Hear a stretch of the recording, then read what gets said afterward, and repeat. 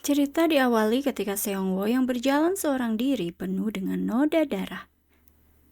Dia berpapasan dengan seorang polisi yang bernama Detektif Jo, tepat di depan kantor polisi, yang memintanya ke rumah sakit agar memeriksakan kondisi badannya, karena khawatir akan banyaknya noda darah yang menempel di badannya. Namun kala itu Seongwo malah mengaku bahwa ia telah meniadakan seseorang dengan menunjukkan kapak sebagai alat bukti. Pengakuan Seongwo tersebut langsung heboh seantero raya. Diberitakan publik meminta hukum tegas pelaku dan hapus undang-undang sistem peradilan anak setelah digemparkan berita pelaku mutilasi siswa SD 8 tahun yang menyerahkan diri setelah 8 jam melakukan aksi kejinya. Pelaku tersebut beridentitas anak di bawah umur yang berusia 13 tahun, tinggal di komplek apartemen yang sama dengan korban. Eun-seok sebagai salah satu hakim anak yang menjadi narasumber dalam sebuah interview menjelaskan cara berperilaku adil dalam mengadili anak di bawah umur yang melakukan tindakan kejahatan.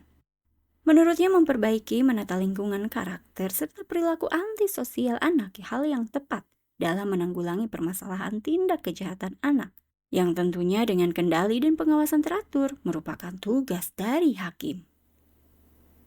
Demonstrasi pun ramai dilakukan di depan pengadilan. Sementara itu di ruangannya, Won-jung seorang hakim anak meneliti kasus Seongwo. Dia lalu melakukan meeting dengan Taejo dan Eun-seok, sesama hakim anak yang mengenai kasus Seongwo yang memutilasi Jiho, seorang anak SD. Menurut faktanya, Seongwo melakukan aksi kejinya di siang bolong, tidak ada dendam maupun mengenal korban. Menurutnya amat miris karena pelaku berusia di bawah umur bisa melakukan tindak kriminal seperti itu. Won-jung lalu menyimpulkan kasus ini merupakan penculikan, pembunuhan, mutilasi, dan pembuangan mayat. Menurutnya juga, jika memvonis penjara maksimal 20 tahun, maka sebagai hakim pasti akan dihujat habis-habisan. Won-jung lalu meminta agar Eun-seok menangani kasus ini. Malam harinya para hakim dan staf kecuali Won-jung ikut makan bersama mantan narapidana anak sebagai support pembinaan menjalani hidup yang lebih baik. Saat hendak pulang, salah satu mantan narapidana yaitu Seol-ah dituduh mencuri dompet ibu parubaya yang bertabrakan dengannya saat ke toilet. Namun Seol-ah saat itu mengaku tidak mencurinya. Tidak ingin membuang waktu, Eun-seok pun meminta laporkan saja ke kantor polisi. Tiba-tiba dompet ditemukan di bawah meja tempat ibu parubaya berada. Seolah lalu meminta agar Eun-seok meminta maaf kepadanya, karena faktanya dia tidak mencuri dompet ibu parubaya itu. Namun Eun-seok enggan meminta maaf, karena menurutnya juga dia melihat aksi Seolah. Eun-seok lalu meminta agar Seolah memeriksa saku kirinya. Taejo lalu bertanya kebenarannya kepada Seolah. Namun Seolah tetap tidak mengaku. Taejo lalu menyuruh Mijo untuk memeriksa saku Seolah. Dan ternyata memang benar dompet ditemukan di saku Seolah. Dengan identitas yang terlihat kala itu adalah dompet milik wanita muda, bukan ibu parubaya tadi. Eun-seok menyaksikan aksi kriminal Seolah. Makanya dia yakin bahwa Seolah sulit untuk berubah. Sidang pertama Seongwo pun berlangsung tanpa dihadiri oleh ibu Seongwo sebagai wali. Seongwo menguraikan alasan meniadakan Jiho karena terlalu bising mengoceh terus. Padahal awalnya dia hanya merasa kasihan karena Jiho ingin menghubungi ibunya lewat ponsel milik Seongwo. Namun karena Jiho tidak bisa diam, akhirnya dia pun berhalusinasi. Seongwo menyuruhnya untuk mengakhiri ocehan Jiho dengan meniadakannya. Tanpa merasa bersalah, Seongwo pun tertawa terbahak-bahak karena menurutnya menyenangkan dia tidak bisa dituntut hukuman penjara karena dia masih di bawah umur. Membuat semua yang ada di dalam ruangan pun terheran-heran. Saat makan berdua, Won-jung dilansir Kim akan dicalonkan menjadi kandidat pemilu oleh Partai Liberal. Alasannya karena Won-jung warawiri di TV dan kinerjanya sebagai hakim dinilai amat baik. Sidang kedua Seongwo berlangsung dengan pertanyaan dari Eun-seok sebagai hakim mengenai penyakit skizofrenia yang diderita oleh Seongwo yang semakin parah. Seongwo pun membenarkan hal itu, diingatkan oleh Eun-seok jika Seongwo berbohong maka akan memperburuk situasi. Seongwo lalu memperlihatkan kertas pernyataan dokter mengenai penyakit yang dideritanya. Dengan senyuman sinis, Eun-seok menyatakan bahwa Seung-woo bukanlah pelakunya. Karena menurutnya orang yang memiliki penyakit skizofrenia memiliki banyak gejala, berbagai macam halusinasi, dan tidak dapat disembuhkan. Selain itu, penderitanya tidak mampu berkonsentrasi dalam waktu lama. Dalam kasus Ji-ho, pelaku selain membersihkan TKP, mengiring korban, merencanakan dan membuang korban dengan begitu rapi. Eun-seok lalu mengasumsikan ada pelaku lain yang memanfaatkan Seung-woo karena undang-undang sistem peradilan pidana anak. Eun-seok pun lalu memperlihatkan foto pelaku sebenarnya, yaitu Yeon, teman dekat Seung-woo.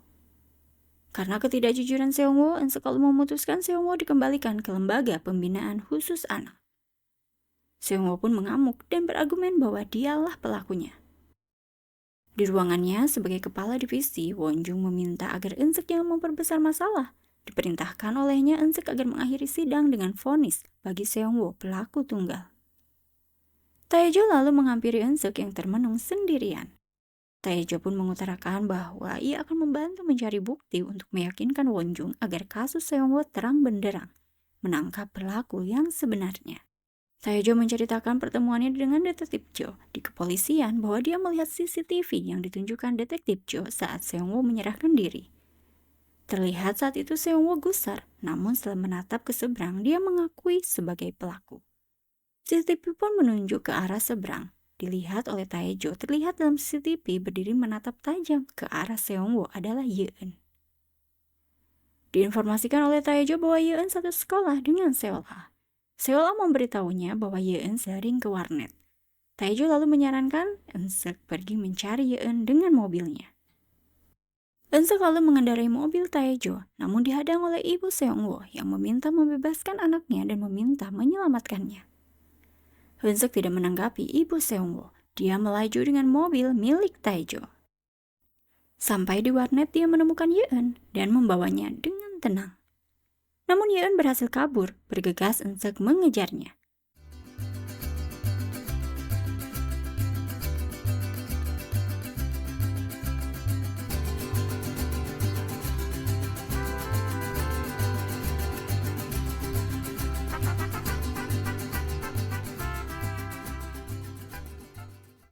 Sampai di tempat yang sepi, Eun-seok tertinggal oleh Yeon yang bersembunyi.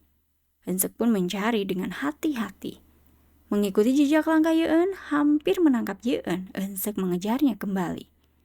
Yeon tidak bisa berlari lagi karena terhalang oleh jalan buntu. Yeon sudah ada di ruang interogasi pengadilan, ditemani oleh Chanmi, seorang pengacara yang menjadi wali Yeon. Karena orang tua Yeon berbisnis di Amerika, sehingga mewakilkan segala hal mengenai Yeon kepada pengacaranya. Eun-seok lalu menanyakan hubungan Yeon dengan Seung-woo. Yeon pun menjawab bahwa ia tidak mengenal Seung-woo. Diperlihatkanlah panggilan telepon Yeon kepada Seung-woo yang amat banyak di hari kejadian dan sebelum kejadian. Eun-seok lalu mengingatkan usia Yeon sekarang 16 tahun, maka jika terlibat akan terkena undang-undang tindak kriminal pidana bagi remaja, maksimal 20 tahun penjara. Yeon pun hanya terdiam ketakutan. Eun-seok memperlihatkan CCTV saat Yeon naik bersama Seung-woo dan Ji-ho. Yeon beralasan bahwa saat itu apa salahnya naik bersama mereka. Eun-seok lalu menyatakan bahwa dengan bukti pengadilan dan CCTV ini bisa diasumsikan Yeon terlibat dalam kasus Ji-ho. Tim pengadilan pun menahan Yeon. Di ruangannya, Won-jung mengamuk karena Tae-jo dan Eun-seok menangkap remaja saat malam buta tanpa sepengetahuannya. Eun-seok menjelaskan bahwa ia hendak memberitahu Won-jung sebagai atasannya pagi ini. Eun-seok pun mengungkapkan apa yang menjadi tugasnya, yaitu membuat benderang kasus Ji-ho, agar anak remaja ini tidak meremehkan hukum yang ada di negara ini. Ketakutannya bila dewasa nanti anak remaja ini akan semakin bengis dalam melakukan aksinya. Eun-seok pun mempertanyakan siapa yang harus bertanggung jawab nanti. Untuk itu, Eun-seok menyatakan bahwa sebagai hakim dia harus mengajarkan kepada mereka ganjaran melukai orang lain. Untuk itu, pengadilan harus bertindak.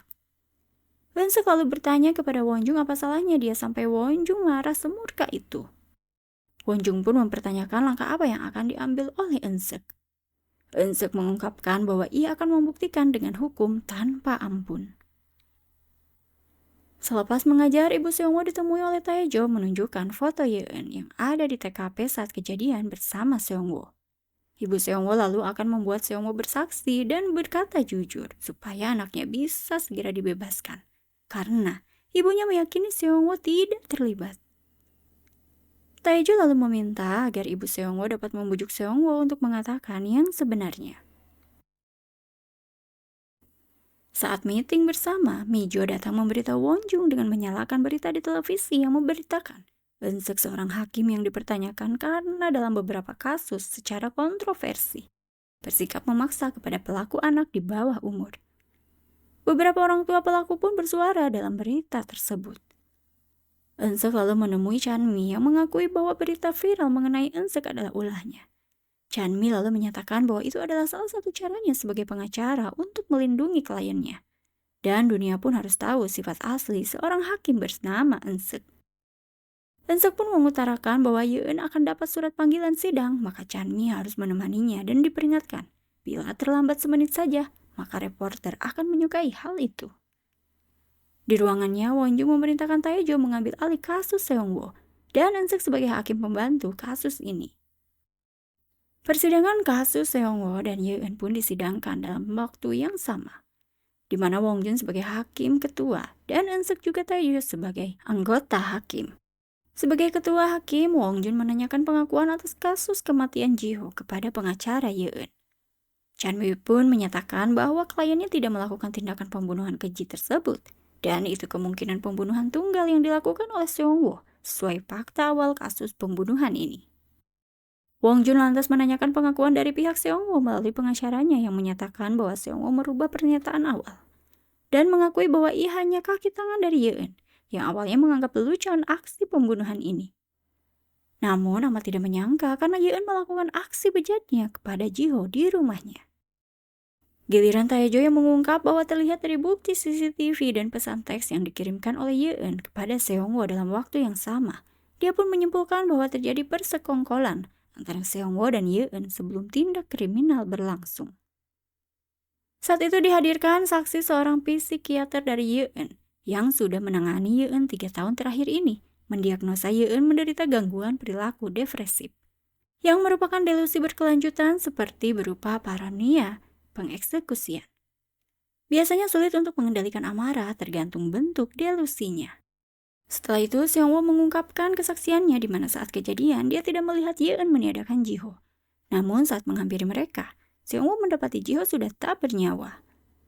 Dan saat itu Yeon menghapus sidik jarinya dari kabel chargeran yang dijadikan alat pengeksekusian dengan menempelkan sidik jari dari Seongwo. Ungkapnya saat itu Seongwo menuruti perintah Yeon. Giliran Yeon yang menjadi saksi dan mengungkapkan saat hari kejadian, di mana dia mengaku memutilasi Jiho atas perintah dari Seongwo, yang padahal saat itu menurutnya dia sudah tertekan dengan meniadakan Jiho. Pernyataan Yeon membuat murka Seongwo dan menyatakan bahwa Yeon berbohong. Teringat jelas, Yeon kala itu memutilasi dengan menari seolah bahagia seperti orang gila. Mereka berdua pun adu mulut dengan argumen masing-masing. Hal itu membuat Ibu Jiho berteriak, meminta menghentikan kegaduhan, membuat semua yang ada dalam ruangan sidang terdiam. Setelah mendengar semua kesaksian, Wonjung lalu membacakan vonis hukuman maksimal bagi remaja kepada Yeon, yaitu penjara 20 tahun. Dan pembinaan di LPKA selama 2 tahun kepada Seongwo. Hal itu atas pertimbangan kasus yang dianggap melanggar kemanusiaan dan menjadikan orang yang tidak dikenal sebagai objek pembunuhan. Menyebabkan rasa takut bagi orang tua yang memiliki anak SD. Seketika Yeon mengamuk murka dan tidak terima atas keputusan itu.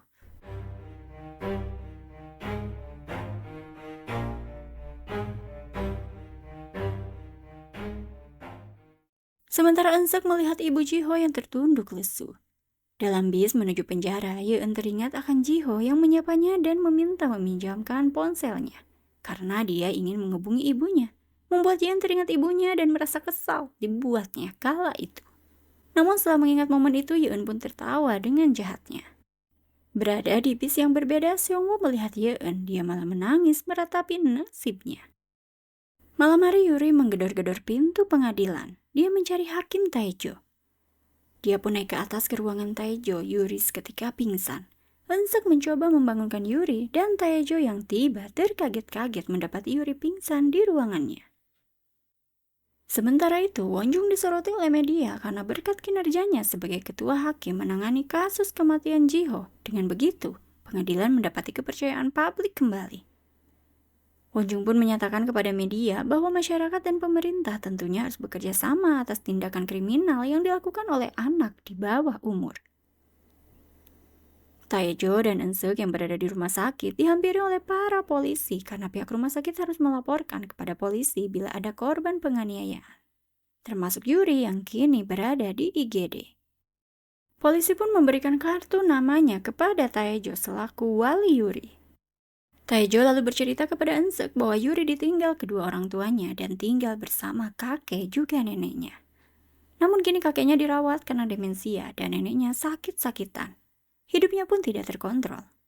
Eun-seok lalu menyuruh Taejo untuk pulang beristirahat, sementara dia akan menunggu Yuri hingga siuman. Saat Yuri siuman, Eun-seok menanyakan apa yang dialami Yuri sehingga banyak luka di sekujur tubuhnya. Namun Yuri enggan menjawab. Eun-seok lalu memberikan kartu namanya, berujar bila Yuri telah siap bicara, silakan untuk menghubunginya. Di pengadilan, Taejo menghampiri ibunya yang membawakan buah tangan begitu banyak berisi lauk pauk. Tiba di ruangannya, Taejo membawa buah tangan ibunya dan akan membagikannya sesuai amanat dari ibunya. Namun saat memberikan kepada Eun-seok, Eun-seok menolak. Menurutnya dia tidak suka makanan rumahan. Eun-seok pun lalu pergi ke salon tempat Yuri bekerja menanyakan keseharian dari Yuri saat bekerja kepada pemilik salon. Pemilik salon mengutarakan bahwa kinerjanya amat jelek, sering bolos dan tidak becus bekerja. Saat hendak pulang, teman Yuri yaitu Yongsil mengejar Eun-seok dan memberitahu Eun-seok bahwa seorang pria selalu datang ke salon menemui Yuri dan terlihat olehnya bertindak kasar kepada Yuri. Eun-seok lalu menemui Yuri menanyakan lelaki yang dekat dengan Yuri. Namun Yuri enggan membahas dan menyatakan bahwa luka yang dialaminya karena terjatuh. Nenek Yuri lalu menghampiri mereka dan menyatakan bahwa Yuri kondisinya lemah dan selalu terjatuh. Neneknya lalu membawa Yuri ke ruangan beralasan perawat menanyakan Yuri. Membuat Eun-seok kala itu tak habis pikir. Malam hari, Wonjung menemui anggota DPR, Jungi, yang mengutarakan bahwa Wonjung orang yang tepat masuk ke partainya karena filsafat yang sama. Menurutnya merevisi undang-undang salah satunya adalah tugas anggota dewan. Wonjung bisa terjun lebih dalam dengan merevisi undang-undang kriminal anak. Keberadaan Wonjung menurutnya amat dibutuhkan oleh partainya. Wonjung pun hanya terdiam belum memberikan jawaban pasti. Berada di rumah sakit tempat kakek Yuri dirawat, Eun-seok diberitahu oleh perawat bahwa meski setiap hari menjenguk kakeknya, namun Yuri tidak beradab. Sering cekcok dengan neneknya, bahkan tidak peduli dengan kakek maupun neneknya. Eun-seok lalu menanyakan orang tua Yuri. Perawat amat mengenal mereka yang berujar bahwa kakek Yuri mendapatkan bantuan dari pemerintah untuk pengobatannya. Namun ayah Yuri datang membuat ribut karena hendak merampas uang bantuan itu. Dan diinformasikan oleh perawat ada pria asing yang datang beberapa kali menemui Yuri di sini. Polisi lalu menghubungi Eun-seok menginformasikan bahwa ayah Yuri melaporkan kehilangan Yuri. Eun-seok langsung meminta kepada polisi untuk tidak memproses laporan itu, karena ayah Yuri lah yang menurutnya melakukan tindakan kekerasan kepada Yuri, dan meminta tidak memberitahukan keberadaan Yuri kepada ayahnya. Di kantor pengadilan, ibu menerima tanaman yang dikirimkan oleh kurir dari LPKA Busan untuk Taejo yang dilansir karena Taejo selalu menolak jamuan mereka, makanya mengirimnya tanaman sebagai tanda terima kasih karena Taejo telah menjadi donatur selama 6 tahun berturut-turut. Saat Taejo sampai di kantornya dan mengetahui bahwa tanaman itu dari LPKA Busan, Taejo menyuruh Ibom untuk mengirimkan tanaman ini kembali kepada mereka. Di ruangannya, Eun-seok dihubungi perawat yang memberitahunya bahwa Yuri tidak ada di ruang perawatan. Hal itu membuat jengah Eun-seok. Eun-seok dan Taejo segera berpencar mencari keberadaan Yuri. Yuri yang tiba di kediaman Sohui temannya hendak akan menginap, namun dia dijebak dan diperlakukan kasar oleh Do-seok, yaitu kekasihnya. Taejo yang menemukan Yuri tengah menangis dengan luka baru di tubuhnya. Taejo menyarankan agar melaporkan ke polisi, namun Yuri enggan karena dia amat takut. Eun-seok lalu menghampiri mereka dan menyatakan bahwa sampai kapan Yuri akan kabur dan kembali lagi kepada pelaku yang merupakan geng pelarian, yang akan tiada hentinya terus-terusan menyakiti Yuri. Yuri yang menyatakan apa urusannya dengan Eun-seok. Bergegas Eun-seok menghubungi polisi dan polisi pun datang menangkap Yuri.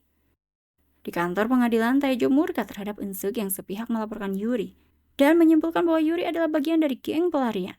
Menurutnya Yuri adalah korban yang harus dilindungi. Taejo lalu mempertanyakan mengapa Eun-seok selalu membenci mereka dan melukai hati mereka.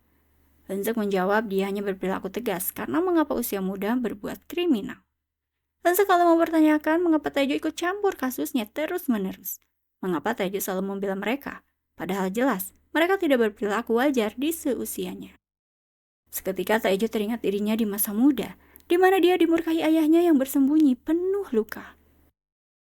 Persidangan Yuri pun digelar dengan hakim tunggal yaitu Eun-seok dan menghadirkan ayahnya yang mengakui KDRT terhadap Yuri, yang merupakan cara dia mendisiplinkan Yuri. Eun-seok lalu memperlihatkan foto-foto Yuri yang terluka dan mempertanyakan layakkah mendisiplinkan anak oleh seorang ayah dengan luka sebanyak itu di tubuh anaknya. Ayah Yuri meminta bukti yang otentik. Eun-seok lalu mendengarkan bukti percakapan ayah Yuri yang bertindak kasar, meminta uang kepada Yuri, dan suara pukulan yang didapat dari hasil penyelidikan kepolisian yang diserahkan oleh nenek Yuri kepada pihak kepolisian. Eun-seok pun membacakan vonis di mana ayah Yuri sebagai pelaku harus meninggalkan rumah dan tidak boleh kontak dengan korban maupun anggota keluarga lain selama 1 tahun. Dicabut kuasa hukum sebagai orang tua secara hukum selama 1 tahun. Diberi pidana kerja sosial selama 200 jam, serta pelatihan dan mengikuti kecanduan alkohol, serta hukuman di bawah pengawasan di dalam tahanan selama 1 tahun. Vonis ini dapat dirubah atau diperpanjang bila terdakwa melanggarnya. Dan bila terdakwa tidak mentaati, maka akan diproses oleh kejaksaan untuk sidang perkara pidana. Selesai sidang, Taejo yang tidak menyangka dan berterima kasih karena Eun-seok membuat keputusan yang tepat. Eun-seok lalu berujar bahwa sudah kewajibannya sebagai hakim berperilaku adil. Sementara itu Yuri dan neneknya pulang menaiki bis penuh haru. Saat minum bersama Eun-seok, Taejo mengungkapkan bahwa ia bertekad menjadi seorang hakim pengadilan anak dan berjuang belajar dengan keras karena menginginkan membantu anak lain agar tidak hidup seperti dirinya. Teringat jelas dalam ingatannya di masa muda dia divonis hukuman maksimal atas percobaan pembunuhan orang tua yang membuatnya benci masa lalunya. Dan yang menyadarkannya saat itu adalah ungkapan seorang hakim yang mengharuskannya memikirkan ibunya dan memintanya sadar dengan hidup jalan yang baik. Namun Taejo lupa wajah hakim itu, bahkan namanya tidak dia ingat. Menyesali karena belum sempat mengucapkan terima kasih. Di dalam ruangannya, Won-jung menginginkan perubahan yang lebih baik dalam menindak hukum pidana anak di bawah umur. Dia pun menyetujui akan maju menjadi anggota dewan. Di ruang sidang, Won-jung mengadili Hyun-ji atas kasus penipuan penjualan di situs barang bekas dengan nominal 60.000 won. Kasus ini adalah kasus yang dilakukan Hyun-ji ketiga kalinya. Won-jung memvonis Hyun-ji dengan hukuman pengawasan selama 1 tahun dan isolasi di fasilitas penahanan. Termenung melihat Hyun-ji diborgol dalam perjalanan menuju ke ruangannya. Won-jung memerintahkan bawahannya agar Hyun-ji jangan diserahkan ke fasilitas penahanan, tapi ke pusat rehabilitasi Pureum. Di ruangannya, Sebu menanyakan kepada Mijo perihal aturan vonis yang tiba-tiba dirubah oleh Won-jung. Mijo menyatakan kasus Hyun-ji merugikan dengan nominal yang amat kecil, namun mustahil juga dibebaskan karena sudah diberi kesempatan 2 kali. Maka diputuskan ke fasilitas penahanan. Menurut Mijo, kemungkinan vonis menyerahkan ke fasilitas penahanan membuat Won-jung bimbang karena dirasanya mungkin itu akan sia-sia. Di usia Hyun-ji yang masih 14 tahun belum bisa bekerja paruh waktu dan keluarganya tidak bisa menafkahi karena ayahnya seorang alkoholik. Maka hukuman itu hanya demi kelangsungan hidupnya, yaitu menyerahkan Hyun-ji ke pusat rehabilitasi anak sebagai keluarga asuh. Sebun amat tak menyangka ternyata Won-jung sebijak itu memberikan vonis. Namun dia mempertanyakan kenapa harus ke Pureum. Mijo pun menjelaskan bahwa Pureum adalah rumah asuh pertama pengadilan ini yang dikelola Seonja, seorang tutor penyuluh anak yang terkenal. Won-jung dan Eun-seok juga Taejo yang menyetir menuju pusat rehabilitasi Pureum. Sampai di lokasi mereka disambut oleh anak-anak binaan Pureum, namun Taejo dihubungi Mijo yang memberitahunya bahwa dia mendapatkan informasi di pusat rehabilitasi Pureum. Terjadi penganiayaan dan penyelewengan dana. Mijo menyatakan ini baru dugaan, mungkin bisa menjadi bahan pertimbangan saja. Seonja lalu menyambut Taejo dan menyuruhnya masuk. Saat di dalam, mereka pun berfoto bersama penuh keakraban. Namun Taejo meminta bicara kepada Won-jung dan juga Eun-seok. Berdiskusi di luar, Taejo menyatakan informasi yang didapatnya dari Mijo. Wonjung langsung meminta untuk melupakan saja dan kunjungi sekretariat pengadilan karena ada banyak keluhan mengenai hal itu. Yang dilakukan oleh anak remaja mengaku sebagai orang tua agar pengadilan menutup rumah asuh. Taejo dengan tegas menyatakan pendapatnya, tugas pengadilan lebih baik memeriksa dan menyelidiki ketimbang tidak menghiraukan laporan itu. Wonjung pun lalu pamit karena ada jadwal lain dan menyuruh Taejo juga Eun-seok menginspeksi Pureum berdua tanpanya. Masuk ke dalam kembali, Seonja memberitahu ruangan mengenai file-file yang biasa diinspeksi oleh pihak pengadilan. Eun-seok dan Taejo lalu memeriksa berkas pusat rehabilitasi Pureum. Eun-seok dan Taejo setelah itu menginterview para anak binaan Pureum, di mana anak binaan mengungkapkan fakta sebenarnya pusat rehabilitasi Pureum, yang menurutnya lebih baik berada di lembaga pembinaan khusus anak daripada berada di sini. Di mana saat makan saja mereka diberi nasi basi, saat menolak makanan mereka diperlakukan sewenang-wenang dan tidak diberi makan. Jika tidak membereskan rumah ini, maka mereka tidak akan diberi makan. Salah satu anak binaan mengungkapkan bahwa ada anak yang opname karena diperlakukan kasar oleh Seonja karena melawannya. Sampai larut malam, Eun-seok dan Taejo memeriksa berkas pusat rehabilitasi Pureum, membuat Seonja gelisah di ruangan lain. Eun-seok dan Taejo lalu menginterview Seonja dan meminta kejujuran dari Seonja. Seonja menyatakan bahwa dia mengurus anak-anak dan harus merubah mereka ke arah lebih baik setiap harinya. Seperti saat dia menyiapkan makanan untuk disantap, salah satu anak mengamuk karena tidak diizinkan ngudud setelah makan.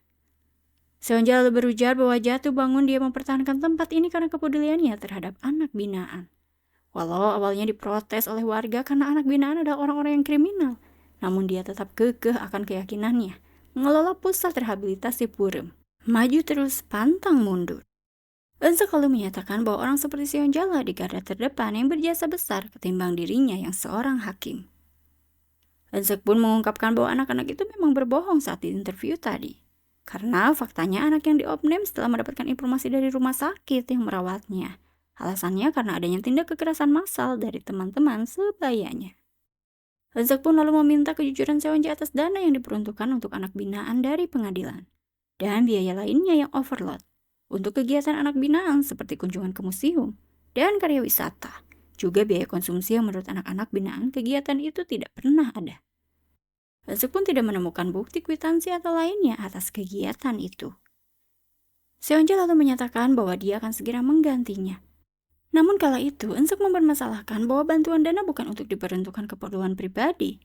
Eun-seok lalu menyatakan bahwa inspeksi pusat rehabilitasi Pureum telah selesai, dan dalam prosesnya ditemukan kasus penganiayaan massal, serta penyelewengan dana bantuan yang tidak dilaporkan ke pengadilan. Eun-seok pun lebih lanjut menyatakan bahwa bukti-bukti berkas ini akan dia bawa ke pengadilan, dan memberitahu Seonja lebih lanjut, yang mungkin akan ada pemeriksaan oleh ahli. Atau mungkin saja Seonja harus datang ke pengadilan. Eun-seok pun dan Taejo lalu pamit pergi. Mereka lalu sampai di rumah sakit menemui Gyeong, anak binaan pusat rehabilitasi Pureum yang diopname. Gyeong mengungkapkan bahwa uang itu dipakai untuk operasinya dan orang tua pelaku yang menganiaya menolak memberi kompensasi. Saat itu dokter menyatakan bahwa jika kakinya tidak dioperasi maka akan lumpuh seumur hidup. Gyeong lalu menyalahkan dirinya karena menurutnya semua karenanya. Dia juga menyatakan bahwa pusat rehabilitasi Pureum adalah tempat terbaik di mana dia bisa tidur dengan nyenyak dan makan dengan lahap. Eun-seok seorang diri masuk kembali ke pusat rehabilitasi Pureum. Dia melihat di dalam kondisi porak-poranda. Eun-seok pun memanggil Seonja dan anaknya yang muncul memberitahunya bahwa ibunya pingsan, tengah dibawa ke rumah sakit. Sementara itu, anak-anak binaan dia yang mengusirnya. Karena menurutnya ibunya selalu menomor sekiankan anak kandungnya ketimbang anak-anak binaan yang membuatnya amat murka. Eun-seok lalu menyatakan argumennya bahwa orang yang melaporkan pusat rehabilitasi Pureum ke pengadilan dan berharap tempat ini hancur adalah Areum, yaitu anak pertama dari Seonja. Seonja yang sampai di kediamannya merasa terpukul karena pusat rehabilitasi Pureum berantakan. Dia lalu mencari Areum dan bergegas menanyakan kondisinya.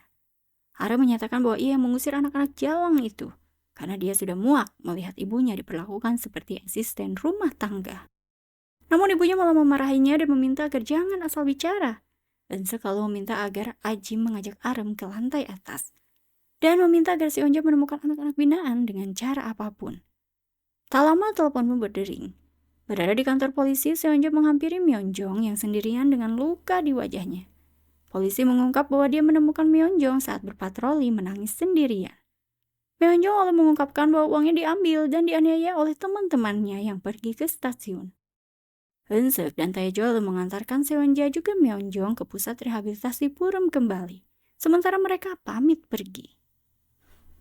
Esok harinya Eun-seok dan Tae-jo lalu melaporkan hilangnya anak-anak binaan pusat rehabilitasi Pureum kepada Wonjung. Wonjung amat murka karena perintahnya tidak didengarkan, yang sudah jelas melarang menyelidiki pusat rehabilitasi Pureum. Wonjung lalu memerintahkan agar cari anak-anak binaan sampai ketemu, karena Eun-seok dan Tae-jo harus bertanggung jawab atas masalah yang telah dibuat. Malam hari, Yeongji menghubungi pusat rehabilitasi Pureum dan berbicara dengan Myeongjong, yang mengungkapkan bahwa dia berada di kota Seoul dan tidak kuat dengan perilaku menggila Yeongna, yang menyuruhnya untuk melacur dan mengancam bila di antara mereka ada yang kabur, membuat dirinya takut dan diam-diam menelepon saat ini, ketika disuruh membeli miras. Yeongji pun lalu memohon meminta tolong untuk diselamatkan, menyebut lokasi di motel dekat stasiun. Arum dan Seonja melaporkan hal itu kepada Eun-seok. Bergegas Eun-seok pergi bersama Seonja dan Tae-jo mencari anak-anak binaan. Dengan bantuan polisi, mereka mencari anak-anak binaan yang diduga melakukan tindakan prostitusi. Seonja didampingi Polwan menemukan Yerim dan Ji-eun, namun mereka malah lari ngibrit.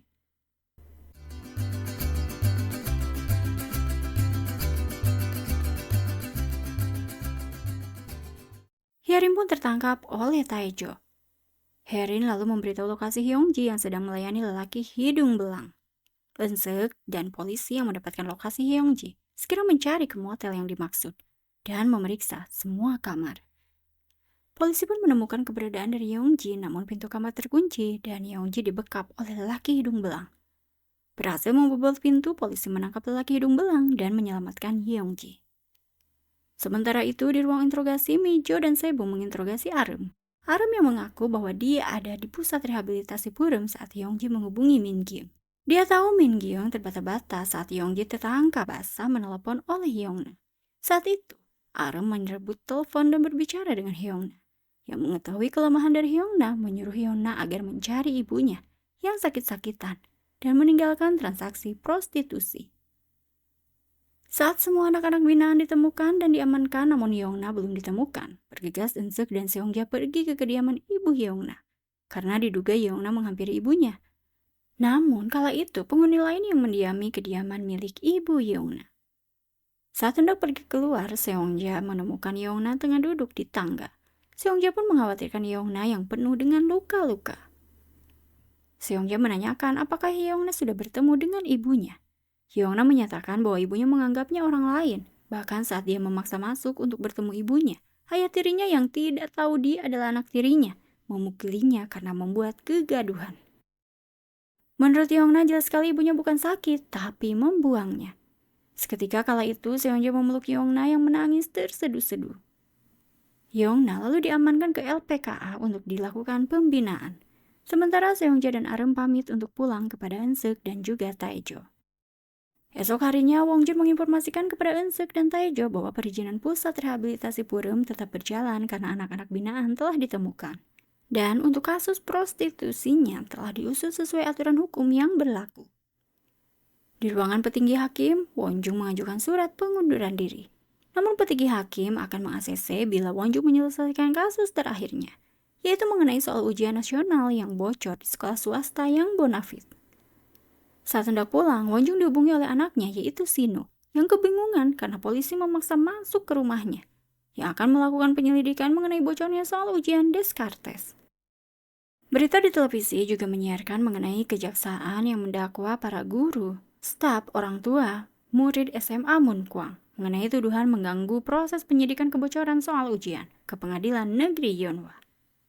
Dijelaskan bahwa kasus ini melibatkan anak-anak dari 3% orang tua kalangan atas untuk bergabung di ekstrakurikuler khusus atau Descartes dan membocorkan soal ujian selama 1 tahun.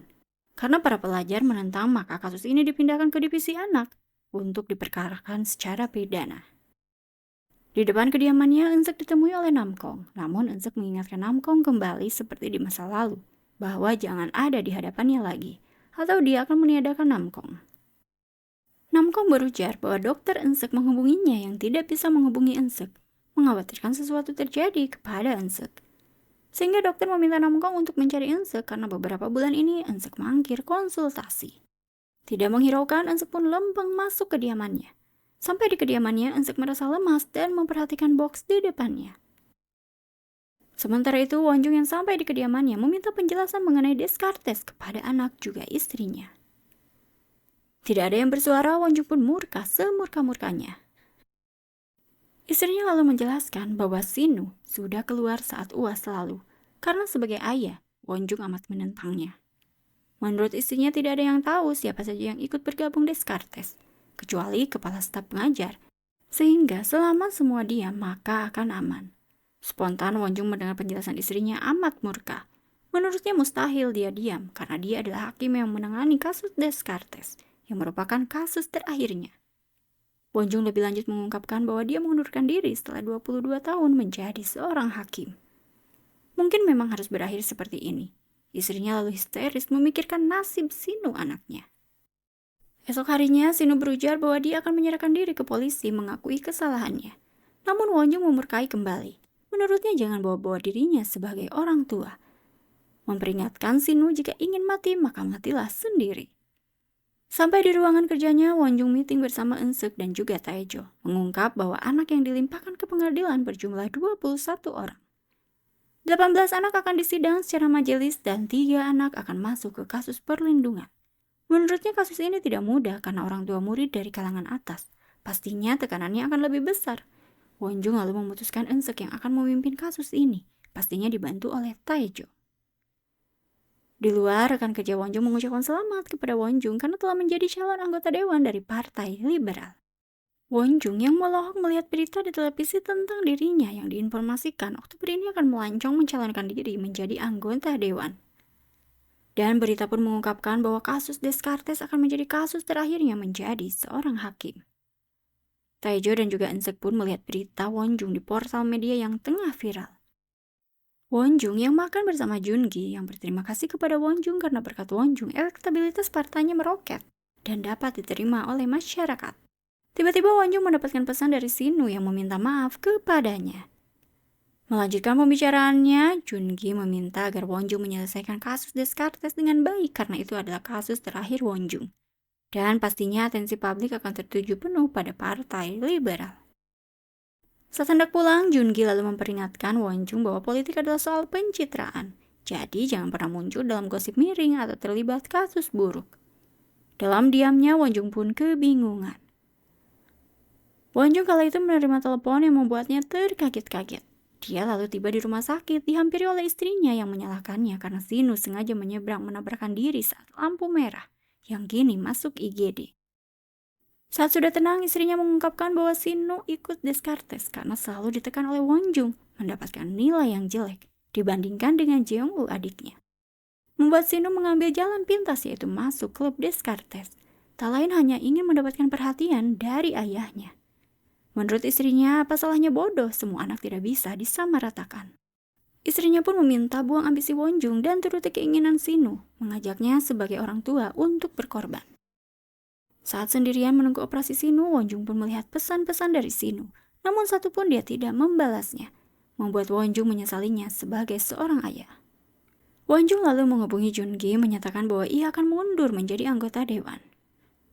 Sidang kasus Descartes di SMA Munkwang pun digelar oleh Eun-seok sebagai hakim tunggal, di mana Tae-soo guru SMA Munkwang bersaksi bahwa alasan dibentuk Descartes karena presentasi masuk Universitas Nasional Seoul. Standar orang tua dan jumlah murid yang diterima lama-kelamaan menurun dan kompetisi antar sekolah semakin sengit. Jika presentasi turun, maka orang tua akan melakukan protes terhadap sekolah di mana SMA Munkwang menjadi sekolah terfavorit nomor 1 selama bertahun-tahun. Namun, kini masuk 5 besar pun tidak. Dan jika terus begini kondisinya, maka tinggal menunggu sekolah tumbang. Salah satu orang tua murid Yoon-suk yang masuk klub Descartes menjadi saksi yang mengungkapkan bahwa ia tidak bisa menolak tawaran masuk klub Descartes karena orang lain pasti yang akan masuk menggantikannya. Menurutnya, ini tentang sengitnya persaingan. Anak-anak Descartes dapat bocoran soal bukan karena tidak pintar, tapi karena demi menghemat waktu untuk menyiapkan persyaratan kuliah lainnya. Di tempat lain, Won-jung menemui Joon-gi yang memintanya alasan mundur dari anggota dewan. Wonjung mengungkapkan bahwa dia tidak bisa maju karena dia sebagai wali dari anak yang masuk klub Descartes. Walau begitu, Jungi tetap menyuruh Wonjung untuk mencalonkan diri. Karena menurutnya semua sudah terlambat. Partai sudah merilis Wonjung sebagai calon anggota dewan. Maka diperintahkan olehnya agar Wonjung bertanggung jawab dan tetap mempertahankan eksistensi positif dirinya. Wonjung lalu berada di sebuah kedai gukbap. Di depannya ada kepala staf pengajar SMA Mungkwang, yaitu Hyon-chan, yang diminta Wonjung untuk membantah segala tuduhan dan mengultimatum agar jangan satupun fakta boleh terungkap. Di ruangan Wonjung, Eun-seok menghampiri Wonjung dan mempertanyakan mengapa hanya penasihat hukum yang menjadi saksi dan menolak semua saksi dari jaksa. Wonjung pun beralasan karena kurang berkaitan dengan kasus Descartes. Eun-seok semakin bingung dan mempertanyakan kembali bahwa jelas sekali Jiwon adalah guru yang pertama kali melaporkan kecurigaan kebocoran soal oleh kepala staf pengajar. Menurutnya semestinya saksi dari penasihat hukum pun tidak dapat diterima. Seketika Wonjung pun naik pitam dengan menyatakan apakah Eun-seok menuduhnya memilih saksi karena dia berpihak kepada kasus ini. Eun-seok pun membenarkan karena ia tidak paham akan keputusan dari Wonjung. Wonjung pun murka semurka-murkanya mengatai Eun-seok dengan sebutan arogan, membuat Eun-seok semakin bingung. Wonjung lalu mendapatkan telepon dari istrinya bahwa Sinu telah siuman dan akan dipindah ke kamar rawat biasa. Membuat Wonjung pun lega mendengarnya. Taejo dihubungi oleh Wonjung untuk mencari berkas di ruangannya. Taejo pun menemukan berkas yang dimaksud dan memberikannya kepada divisi umum. Sidang kembali digelar dengan Eun-seok sebagai hakim tunggal dan Yeon-seok sebagai saksi yang mengungkapkan bahwa dia hanya sial karena ketahuan. Menurutnya kemungkinan beberapa orang tidak terungkap dan masih aman. Karena bukan 21 orang yang masuk klub Descartes ungkapnya, tapi ada 24 orang. Yeon-seok menyatakan bahwa ia pernah menguping saat kepala staf pengajar SMA Mungkwang Hyon-chan mengungkapkan total anggota klub Descartes di telepon. Selepas sidang, Eun-seok pun lalu memerintahkan Sebum untuk mengambil bukti lembar jawaban siswa soal ujian bocor. Sebum lalu memberikan lembar jawaban yang diminta. Eun-seok didampingi Taejo memeriksa berkas tersebut. Eun-seok pun menyatakan bahwa Jiwon, guru bahasa Inggris yang mengungkapkan kasus ini malah tidak dijadikan saksi. Padahal dia yang pertama kali mencurigai beberapa murid dengan nomor soal yang salah. Yang dianggap soal paling mudah di antara soal lainnya. Dan jawaban salah mereka sama semua. Menurut Eun-seok ini adalah kasus kebocoran jawaban, bukan kebocoran soal. Eun-seok juga Taejo lalu berada di rumah sakit hendak mengunjungi Sinu, anak pertama Wonjung yang dirawat karena kecelakaan. Saat itu Eun-seok menyatakan bahwa dia dan Taejo mencurigai ada 3 pelajar lain yang belum terungkap dalam kasus Descartes yang tidak disadari oleh kejaksaan. Wonjung lalu menyatakan sebagai hakim jangan mengorek kasus yang tidak ada dalam fakta kejaksaan. Sebagai hakim hanya mengadili fakta yang sudah disajikan oleh kejaksaan. Menurutnya jangan sekali-kali mengambil peran tim penyidik. Wonjung pun lalu meminta mereka untuk pulang dan dia masuk ke dalam ruangan Sinu. Saat itu Eun-seok menyatakan lalu bagaimana nasib pelajar yang sudah keluar dari klub Descartes, contohnya Sinu. Membuat istri Wonjung amat terkaget-kaget dan menumpahkan air saat mendengar pernyataan dari Eun-seok. Dengan tatapan mata tajamnya, Eun-seok lalu meminta Wonjung atasannya, yaitu ayah dari Sinu, untuk menyerahkan diri. Sembari mengelap lantai yang basah, Wonjung lalu meminta Taejo dan Eun-seok pergi dan bicarakan kasus ini besok pagi di ruangannya. Dalam perjalanan pulang, Eun-seok begitu yakin sidang kasus Descartes besok akan diundur dan dilimpahkan ke divisi lain karena pastinya Wonjung menyerahkan diri. Namun esok harinya ibu memberitahu Eun-seok dan Taejo agar bergegas ke ruang sidang karena ketua hakim Wonjung tengah bersiap untuk melaksanakan sidang. Membuat mereka kaget mendengarnya. Sidang kasus Descartes di SMA Mungkwang pun digelar kembali dengan menggabungkan para terdakwa yang tak lain adalah pelajar klub Descartes, dipimpin oleh ketua hakim Wonjung dan hakim pembantu Eun-seok juga Taejo. Saat itu penuntut umum menolak putusan hakim mengenai saksi karena Jiwon yang merupakan saksi kunci yang diajukan yang pertama kali mencurigai kasus ini ditolak kesaksiannya tanpa alasan yang jelas. Permintaan penuntut umum pun dengan tegas ditolak oleh Wonjung sebagai ketua hakim. Dan dia tetap kekeh menjalankan sidang mempersilahkan penuntut umum untuk mengungkap tuntutannya. Karena penuntut umum tidak berkomentar apapun, Eun-seok lalu menyatakan sidang diundur 1 jam. Menurutnya prosesnya dinilai tidak lancar. Di dalam ruangannya, Wonjung memurkai Eun-seok karena sebagai hakim anggota berani menginterupsi hakim ketua. Eun-seok pun menyatakan sidang ini amat gegabah karena seharusnya sebagai hakim menjelaskan alasan kenapa staf pengajar ditolak kesaksiannya. Eun-seok lalu mengungkapkan biar dia saja yang melaporkan sekarang kepada ketua pengadilan.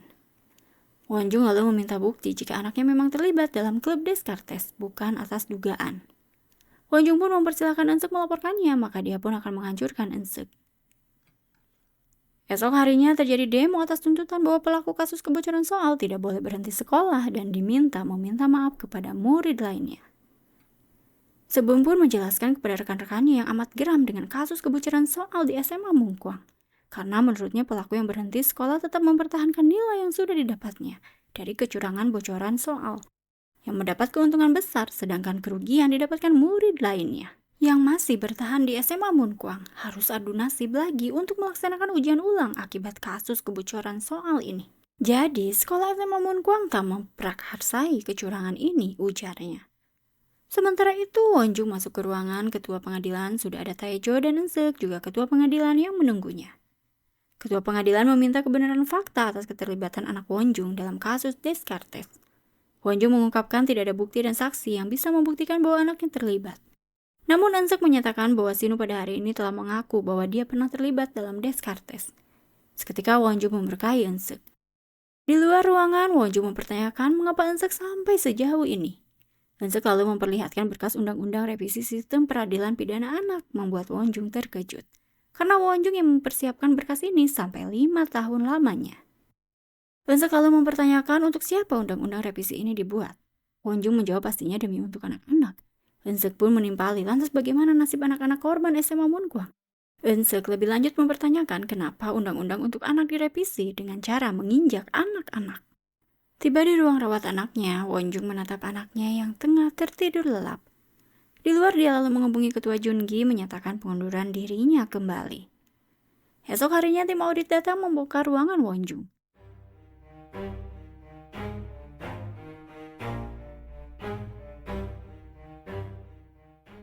Suni yang hendak masuk ruangan sidang ditemani oleh ayahnya, yaitu Won-jung. Suni pun menjadi terdakwa atas kasus kebocoran soal klub Descartes. Berita pun heboh dengan pengakuan hakim senior Won-jung atas keterlibatan anaknya dalam kasus kebocoran soal klub Descartes SMA Mungkwang. Diberitakan juga Partai Liberal mencabut pencalonan hakim ketua Won-jung dari pemilu Oktober mendatang. Disusul dengan tuntutan dari Solidaritas Rakyat untuk Demokrasi Partisipatif dan rapat sanksi oleh Mahkamah Agung yang akan segera diselenggarakan.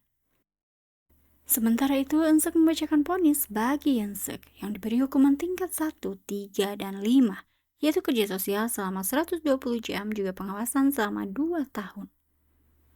Di luar pengadilan, Won-jung berpamitan kepada para mantan bawahannya, berterima kasih karena sudah bersabar menghadapi atasan seperti dirinya. Tae-jo mengantarnya ke parkiran dan menyatakan bahwa dia mantan narapidana LPKA, sembari memberikan foto dirinya saat muda dengan Won-jung, yang saat itu selalu menasihatinya agar menjadi pribadi lebih baik. Tae-jo lalu berujar bahwa baru mengetahui Won-jung adalah hakim yang dia cari selama ini saat mencari berkas di ruangan Won-jung kala itu dan menemukan foto ini. Won-jung pun mengungkapkan saat Tae-jo pertama kali datang ke ruangannya dengan memakai toga dan memperkenalkan diri sebagai hakim baru. Dia langsung mengetahui bahwa Tae-jo adalah pemuda di masa lalu yang ia kenal dan tumbuh dengan amat baik. Tae-jo lalu membenarkan tali sepatu Won-jung yang kala itu Won-jung pun langsung teringat di masa lalu. Dia membenarkan tali sepatu Tae-jo dan mengingatkan agar jangan disidang lagi. Di masa kini, Tae-jo berterima kasih karena telah membuatnya tumbuh dengan baik. Won-jung pun memintanya untuk bekerjalah dengan baik dan jangan mengikutinya lagi. Won-jung yang pergi dengan barang-barangnya seketika Tae-jo menundukkan kepalanya memberikan hormat kepada Won-jung. Sementara itu, Eun-seok ke ruangan Won-jung yang sudah kosong melompong. Dia lalu membacakan surat dari Won-jung yang menyatakan bahwa dia tidak membenci Eun-seok dan malah berterima kasih karena perkataan Eun-seok memang benar. Won-jung pun dalam suratnya meminta agar Eun-seok menjaga dirinya dengan baik, berharap bisa bertemu kembali. Seketika Eun-seok mengenang dirinya yang selalu dimurkai Won-jung membuatnya tertawa dalam kesedihan. Esok harinya, Eun-seok harus menjadi hakim tunggal atas kasus Dong-seok yang menjadi pelaku kecelakaan lalu lintas, di mana korbannya adalah Gyu-sang, memiliki istri yang tengah mengandung dengan satu anak berprofesi kerja serabutan. Dan Dong-seok sebagai pelaku, mereka dirawat di rumah sakit. Sidang pun digelar dengan ungkapan teman-teman Dong-seok yang mengaku bahwa mereka tidak tahu apa-apa dan hanya sebagai penumpang yang dibawa oleh Dong-seok. Saat itu diketahui oleh polisi lalu lintas yang memeriksa identitas Dong-seok. Dong-seok langsung mengemudi kebut-kebutan. Mereka sebagai penumpang ketakutan meminta untuk berhenti, namun tidak dihiraukan oleh Dong-seok. Saat berjalan sendirian, Eun-seok dipanggil oleh Geun-hye yang merupakan kepala divisi baru yang akan menjadi atasannya, membuat Eun-seok amat terkejut. Geun-hye berharap dapat bekerja sama dengan Eun-seok. Eun-seok pun lalu mendapatkan telepon mengenai kondisi Dong-seok dan istri dari korban Gyu-sang yang telah melahirkan. Tae-jo menghampiri Eun-seok yang dikabari bahwa Dong-seok baru saja divonis mengalami kondisi vegetatif, membuat Tae-jo tak percaya. Di dalam ruangannya, Tae-jo melihat foto kebersamaannya bersama Dong-seok. Teringat di masa lalu, Dong-seok berjanji tidak akan disidang lagi, selalu berterima kasih kepadanya dan menghadiahkan sedotan pensil yang masih ada sampai sekarang di meja kerjanya. Hal tersebut membuatnya amat terpukul.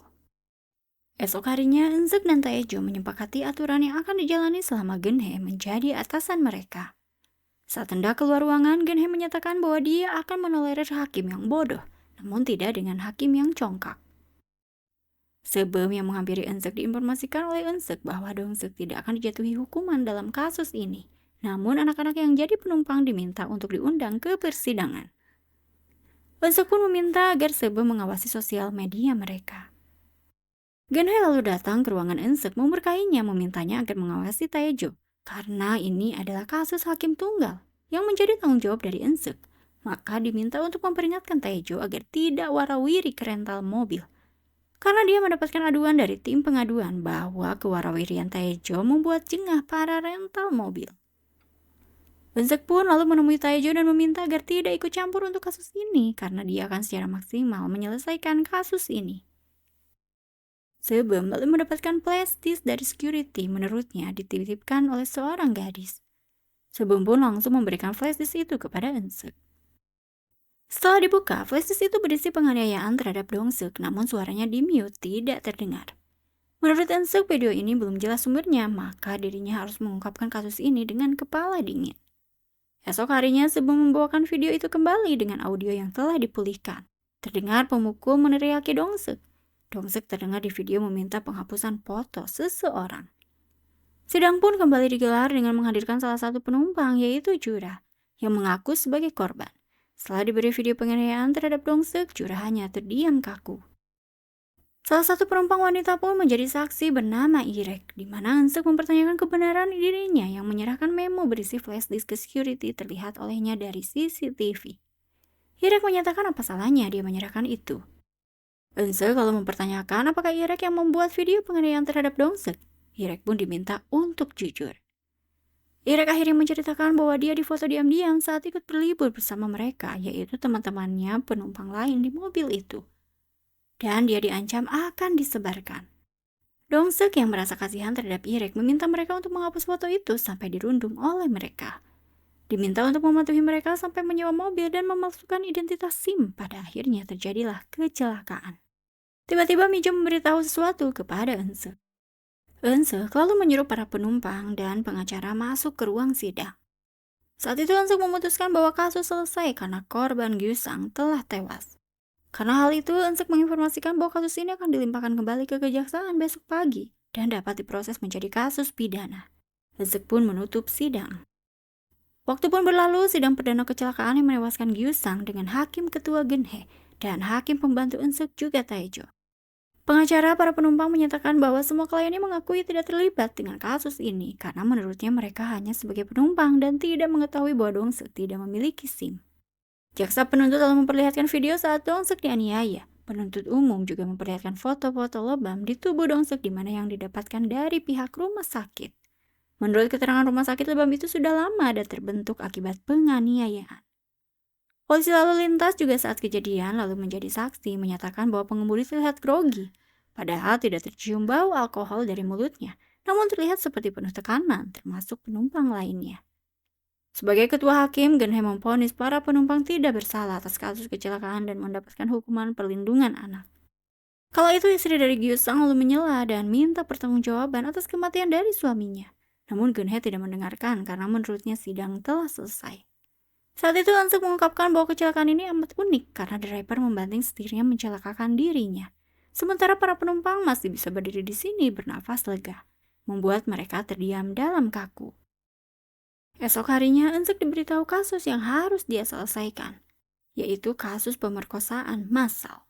Membuat Eun-seok tak sanggup membacanya karena terdakwa adalah In-jung. Dia pun menjatuhkan berkas itu dan merasa sesak.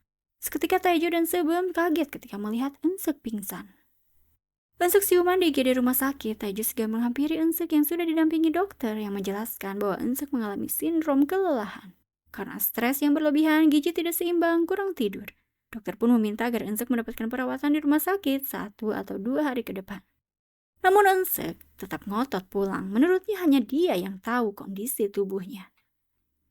Diantar oleh Tae-jo ke kediamannya, Eun-seok yang lemas tertidur di kasurnya. Sementara Tae-jo memperhatikan ruangan sekitar yang hanya ada berkas tak selayaknya rumah yang didiami oleh seorang wanita.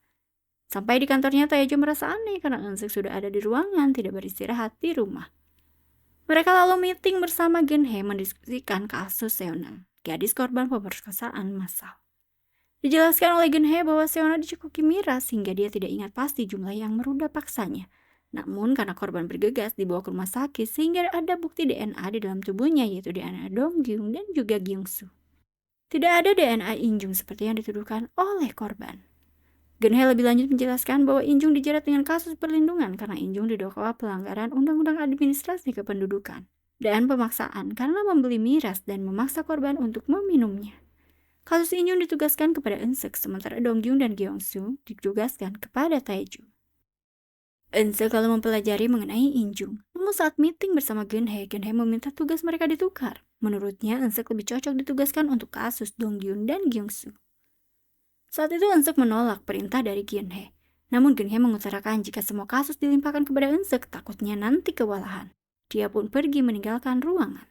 Di ruangannya, Tae-jo memeriksa mengenai In-jung dan dia merasa heran. Masih kecil sudah meniadakan orang dengan balok yang dilemparkan dari atas balkon, menyebabkan korban tewas seketika akibat keretakan pada tengkorak. Dan yang memimpin sidang kala itu adalah Geun-hye. Setelah itu, Eun-seok lalu memberitahu Tae-jo mengenai rekaman percakapan ayah Seon-a dan In-jung, yang mengakui bahwa mencekoki Seon-a dan saat Seon-a tidak sadarkan diri, mereka mempimpah menentukan giliran untuk meruda paksa Seon-a. Dengan ketawa ketiwi tanpa rasa bersalah, In-jung mengungkapkan fakta bahwa dia mendapatkan giliran terakhir sehingga karena efek mabuk si otongnya tidak ereksi dan membatalkan ikut meruda paksa Seon-a. Saat itu terdengar ayah Seon-a mengamuk tidak terima putrinya diremehkan seperti itu. Eun-seok pun lalu berujar bahwa ayah Seon-a ditahan karena pelaporan In-jung atas penganiayaan. Tae-jo tidak habis pikir mengapa In-jung tidak takut bahwa pengakuannya terekam. Eun-seok pun berpendapat, menurutnya kemungkinan memang pengakuan tersebut disengaja atau In-jung menyepelekan hukum. Saat di dalam lift bersama Eun-seok, Geun-hye penasaran. Eun-seok ingin sekali mengambil kasus In-jung. Eun-seok berujar bahwa dia membenci pelaku kriminal anak. Geun-hye berujar dia ingin melihat vonis yang akan diputuskan oleh Eun-seok kepada In-jung. Untuk itu memutuskan kembali kasus diambil alih oleh Eun-seok. Eun-seok pun lalu meminta agar Geun-hye mengamatinya. Berjalan dengan tegas, Eun-seok menghampiri Nam-kong yang mempertanyakan mengapa Eun-seok mengambil kasus In-jung padahal hakim dilarang memiliki hubungan dengan terdakwa, korban, atau keluarga korban. Nam-kong berujar pastinya Eun-seok paham betul aturan pembebas tugasan seorang hakim. Namun Eun-seok tak peduli karena dia sudah mempersiapkan semuanya. Nam-kong pun mengingatkan Eun-seok apapun yang Eun-seok lakukan sekarang tidak dapat menghidupkan kembali anak mereka, yaitu Chan. Eun-seok lalu teringat kejadian di masa lalu di mana putranya yang masih TK tewas di tempat akibat terkena balok batu bata.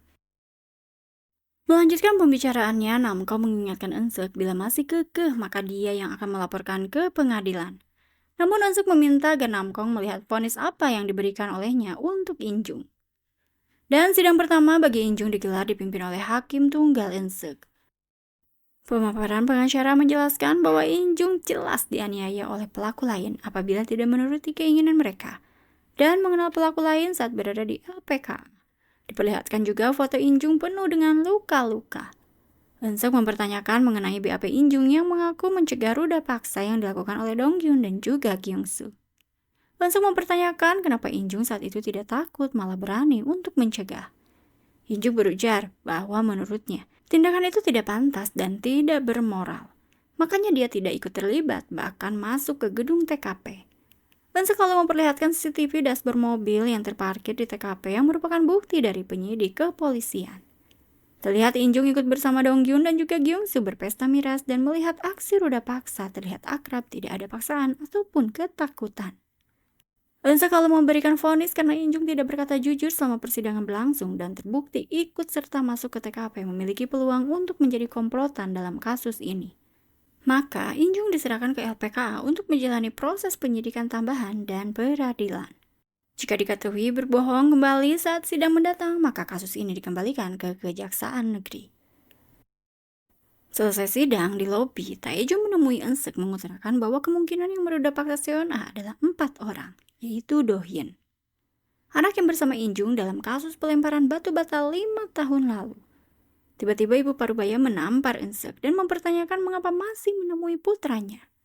Eun-seok yang mengajaknya bicara di luar, namun ibu parubaya itu menolak. Menurutnya, Eun-seok tidak menurutinya. Sudah berkali-kali diingatkan agar berhenti bekerja, malah menitipkan cucunya kepada orang lain.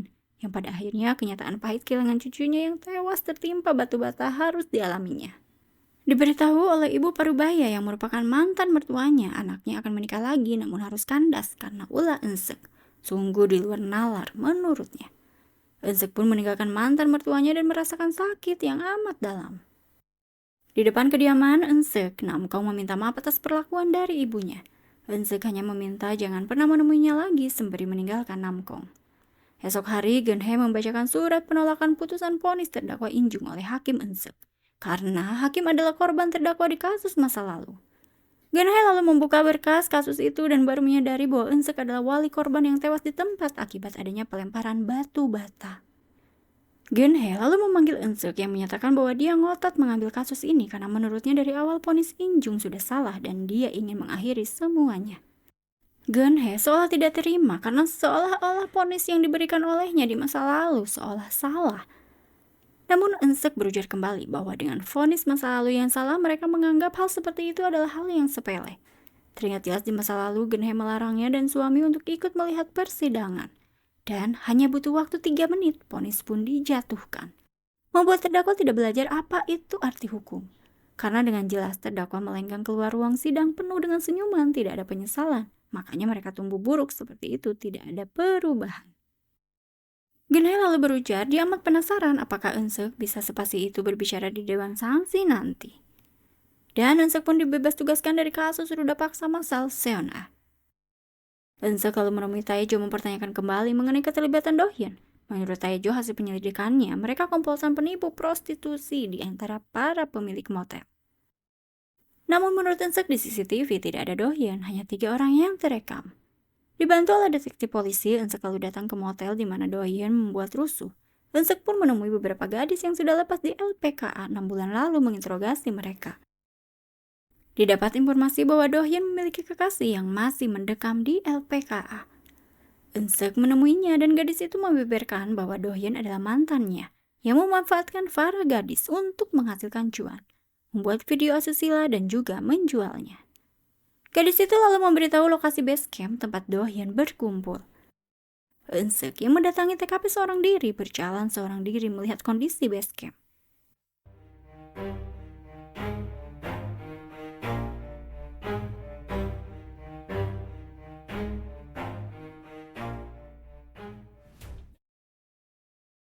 Namun dia kepergok oleh Do-hyun yang amat tengil dan membabi buta menganiayanya.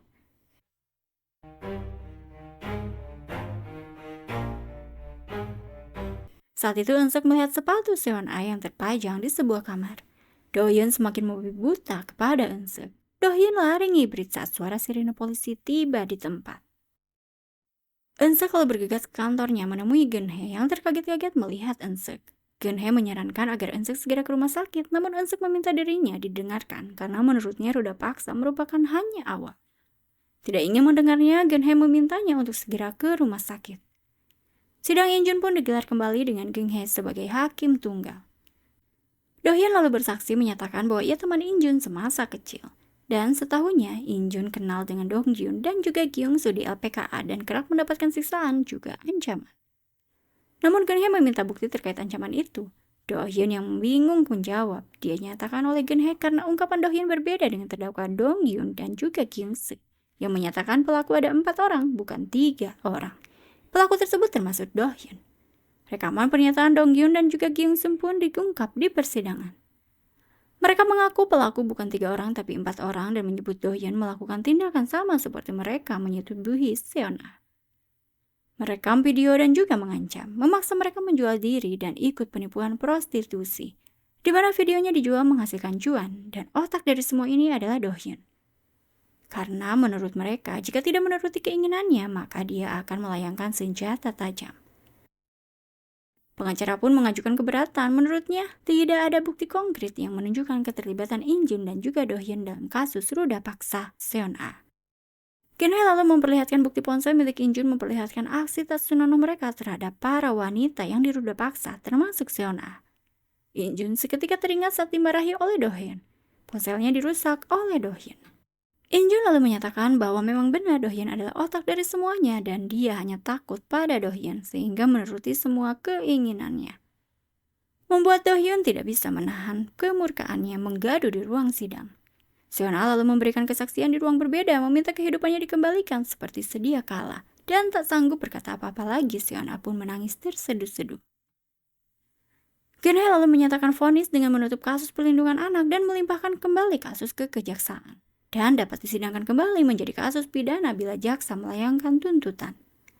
Karena keterlibatan Do-hyun dan bukti yang kuat adanya komplotan ruda paksa massal, saat itu Geun-hye meminta maaf kepada orang dewasa yang baru menyadari bahwa dalam pengadilan anak ternyata boleh bersikap melibatkan perasaan, supaya tidak terburu-buru dan asal memberi vonis. Karena menurutnya vonis itu nantinya yang akan mempengaruhi anak menjadi seperti apa nantinya. Keluar dari ruangannya, Geun-hye dikagetkan dengan keberadaan Eun-seok di depannya yang tidak berkomentar apapun. Geun-hye lalu pergi tanpa berkata apapun. Geun-hye bertemu dengan Won-jung yang tahu dari Tae-jo bahwa Eun-seok akan disidang sanksi esok hari. Won-jung pun meminta kepada Geun-hye agar membantu juniornya. Menurutnya Eun-seok selalu bekerja maksimal dan tidak pantas untuk dihadang. Geun-hye pun hanya tersenyum.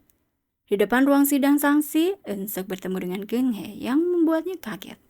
Eun-seok lalu masuk ke dalam ruangan dan menyatakan menistakan kenetralan sebagai hakim dan siap untuk dikenakan sanksi. Namun untuk kedepannya, bila masih diberi kesempatan, dia berjanji akan menjaga marwah sebagai hakim dan menjaga kenetralan, tidak akan menistakan kehormatan hakim. Eun-seok pun lalu diberi kesempatan kembali menjadi seorang hakim. Melihat ruang sidang biasa dia bekerja, dia dihampiri Tae-jo yang meminta maaf dan hanya ingin mengatakan itu. Di kediamannya, Eun-seok membuka box berisi barang-barang milik mendiang Chan. Dia pun membuka satu persatu barang-barang dan amat merindukan anaknya.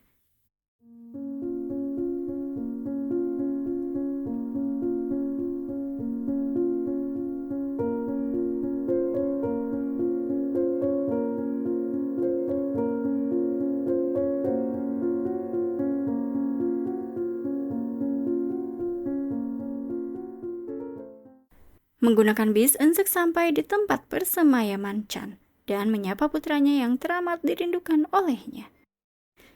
Kerinduan Eun-seok terhadap putranya menjadi akhir dari drama Juvenile Justice. Mendidik seorang anak bukanlah hal yang mudah. Pentingnya lingkungan keluarga yang sehat dan suportif menjadi penentu siap anak dalam melihat dan menanggapi dunia luar. Terima kasih telah menyimak drama ini sampai akhir. Cece pamit, see you.